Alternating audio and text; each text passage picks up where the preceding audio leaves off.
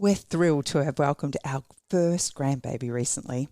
But growing this precious human hasn't been easy on our daughter. The unrelenting pregnancy fatigue really took it out of her. One thing that helped was keeping her fluids up, and she loved Rehydrate. Rehydrate is an essential electrolyte drink made by some great guys right here in Brizzy. It's safe during pregnancy and breastfeeding and is like a magical little energy and hydration boost for mum and bub. If you're growing a little human or are just feeling a little run down, grab some at Coles today.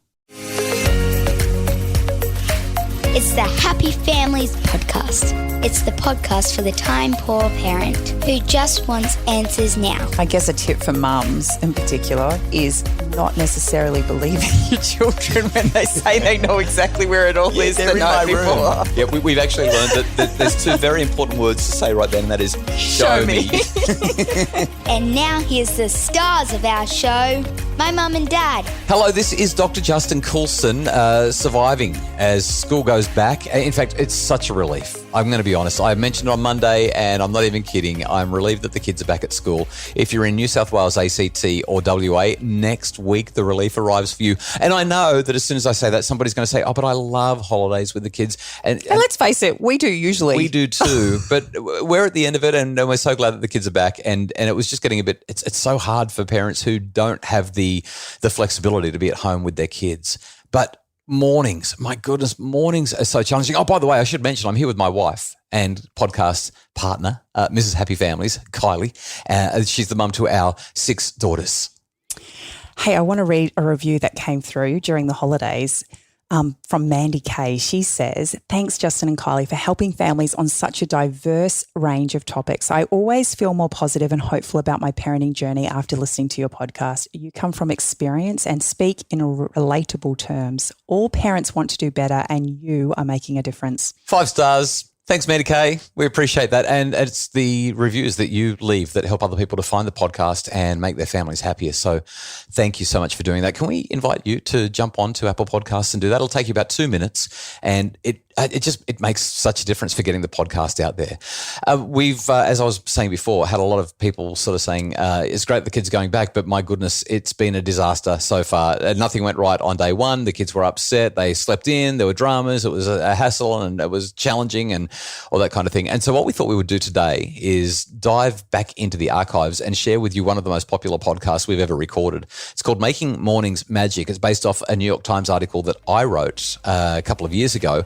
And I reckon now that the school routine is back in full swing, this is going to be one very helpful podcast episode. So whether or not you've heard it before or you're listening to it for the first time, I think you're going to gain a lot of perspective from it. For those who are not familiar with what's in 21 Days to a Happy Family and the bucket metaphor, basically your relationship is a bucket, and our job is to fill our children's buckets with connection.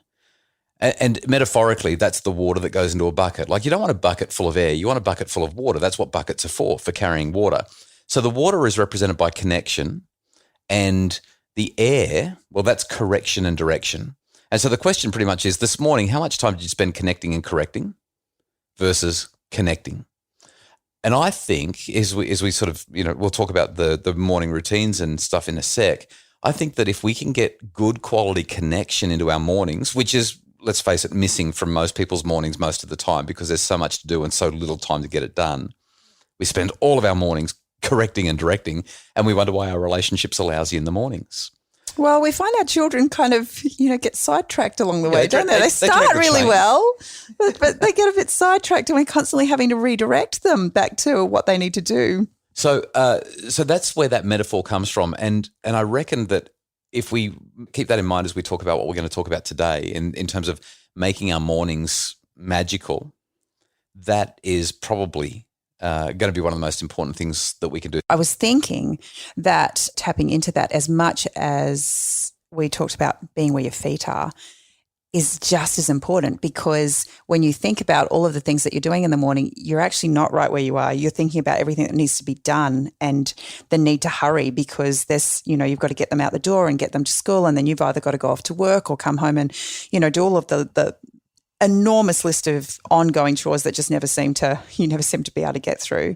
And so being where your feet are is actually going to help slow your thinking down and the way you interact with your children. I think it's fair to say that we've had our fair share of pretty average mornings, which is why we're pretty passionate about getting mornings right. Well, if you were listening to the podcast on Friday, we gave you a bird's eye view of a morning that hasn't gone so well. The short version is that the morning went like this. I woke up early. Now, we were exhausted because our Year 12 daughter had her formal the night before, which meant that we got home from picking her up extremely late, probably 2 or 3 hours after our bedtime. And so I made Kylie breakfast in bed, chopped up a fruit salad with fresh everything. And I was thinking to myself, this is going to be the morning that I talk about in the podcast where I say, I just got this so right. In fact, I was feeling so confident that I said to the kids, get yourselves organised. We'll ride to school today. And so I don't know what happened, but I gave Kylie breakfast in bed and Kylie just kind of never came out of the bedroom, never surfaced, which is probably a bit unfair. I expected her to shovel her breakfast in 2 minutes and then come out and help me get the kids going.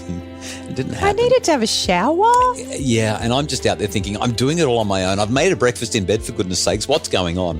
You kind of lost it at that point, didn't you? I didn't have a good morning. And while I don't think that I was necessarily cruel or unkind to anyone, I got a bit shouty. I turned into shouty dad. So that was our week last week. We're doing our best to be better. You know, we're trying to be better tomorrow kind of thing. What do you reckon are the integral essentials of making mornings magic? Well, you talk specifically about 4 different things that we can do in helping to create those magic moments each morning with our kids. So the first one was really recognizing and understanding that our morning actually starts the night before. Do you want to unpack that for us a little bit? Yeah, so we know that if we can get everything organised the night before, the next day just runs so much more smoothly. So that means when you go to bed, you know, the kitchen's actually tidy and the house is in reasonable shape. But more than that, it's specifically the morning stuff. Like, are the kids? Do you know where the kids' shoes are? Or a school bag, or their or school a hat, bag, or their lunchbox, or their reading, their library books. So it's making sure that the bag is pretty well packed. The uniform is laid out. The shoes and the socks and the sports uniform, everything that they need is ready to go. If you remember to do that the night before, it just means that you don't have that pressure of, what do you mean you can't find your shoes? You were wearing them yesterday in the car on the way home. Like, you don't have to deal with that stuff. And I guess a tip for mums in particular, or dads, but for me, is not necessarily believing your children when they say they know exactly where it all is the night before. Yeah, we've actually learned that there's 2 very important words to say right then, and that is show me. I want to see them. So definitely has had such a significant impact on making our mornings move forward in positive ways when we have done that preparation the night before. Yeah. Now, if you want to go over the top, we've done this. We haven't done it for a while, but we both know that it works supremely well. We actually put together a breakfast menu and a lunch list. And before the kids go to bed, we get the kids to circle on the laminated breakfast menu what they want for breakfast the next day, and they choose what they want for lunch the next day. Because, you know, sometimes they walk out into the kitchen and they're bleary-eyed and they're tired and they can't decide what they want. They just open the fridge and stare at it for 4 minutes. Well, the TV it's not a TV, but they think it is. The fridge is so entertaining. It's just, what's in the fridge? And so what we found is that when the kids are making decisions the night before for what they'll have for breakfast and lunch, they just come out into the kitchen and get on with it. And we've spent time helping them to learn how to make this stuff, how to prepare their own lunches, how to prepare their own breakfasts, and they can do most of it pretty well without our assistance. But the great thing is now that the decisions are made, even if they do need help, it's so easy for us to step in. So that's kind of going over the top for some parents, but for us, we found that it's tremendously helpful. Definitely, and I think in the early stages, there was a lot of involvement needed from me. But as our children have, I guess, gone through that process, and like you said, we've trained and taught them how to do it. They are very much independent in relation to that. So I guess one of the other things that we've talked about in those 4 different steps is waking our children up just a few minutes earlier than they need to be awake, and doing it in such a way that it's not such an abrupt, rude, intrusion to this beautiful night's sleep that they've had. Yeah, so most of the time when we wake the kids up in the morning, it sounds like this. Would you just wake up? This is the 5th time I've told you. You're 10 minutes late already. It's going to be horrible. And nobody likes those kinds of wake-ups. Yeah, I don't think I ever had that. It was just they turn the light on. Oh, right, yeah. Or open the blinds. Turn the light on. The light comes it's time to flooding get in. up. Yeah. That sort of stuff just doesn't work well. And so if you want to have a magic morning with connection rather than correction and direction, I reckon go and sit on their bed 10 minutes early, give them a squeeze, give them a hug, let them know that you love them and say, are you all set for the day? What can I do to help? We've done this so well that our 6-year-old actually comes and does it to me now. Yeah, 10 minutes early. Yes, I wish. And so then your last one, Justin, you talk about the need to not tell our children what to do, but ask them what to do. How does that actually work? So much of our mornings are, would you hurry up? Why haven't you done this? Go and get this for me. Go and pack that away. Like we're constantly telling our kids what to do. We're correcting and directing. But when we connect, a great way to engage with the kids when they're not moving is to connect by asking questions. You might say, hey, what's next on your list? Or is there anything you need help with? I noticed that you're standing there looking a little bit lost. And when you reach out and offer to help, or when you say, what's next on your list, those kinds of responses are much less likely to be perceived as correcting and directing and much more likely to be felt like, we're connecting with them, we're seeing them, we're valuing them, we're offering to help them. And that's good for building the relationship, and it's good for making mornings magic, and it's good for getting you out the door on time. And.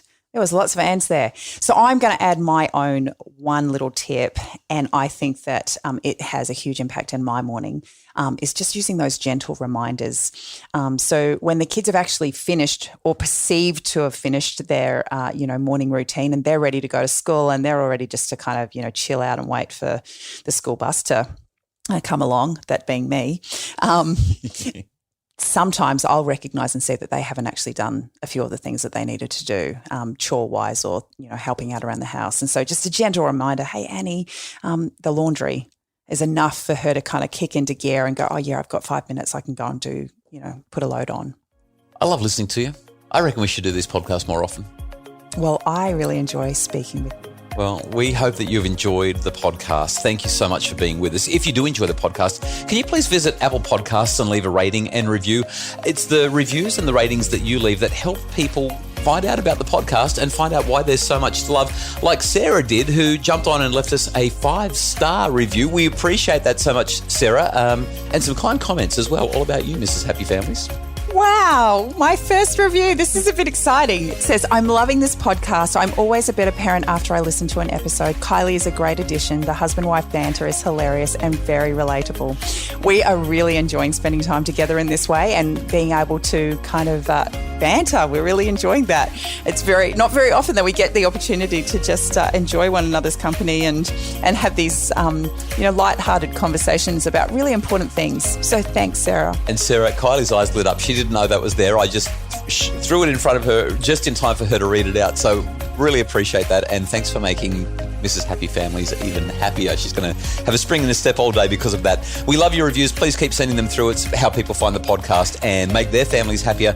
If you'd like more information about how you can make your family flourish, how you can make your mornings magic, how you can just love your kids more, I guess, especially if you'd like ongoing monthly support through our memberships, check it all out at happyfamilies.com.au. Visit the memberships page and you'll find all the info there. You can get more information as well on our Instagram page or at Dr. Justin Coulson's Happy Families on Facebook.